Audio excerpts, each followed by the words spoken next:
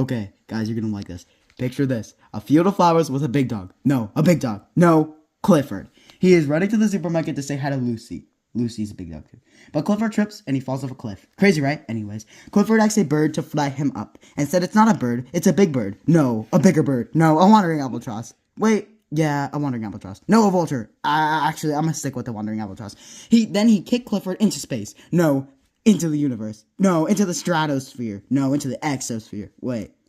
Nah, into the observable universe. No, outside the observable universe. Now he's in heaven. But he did say hi to Lucy. Then he asked Lucy, hey, how did you die? Lucy said, oh, a wandering albatross kicked me into space. Clifford nodded. Me too.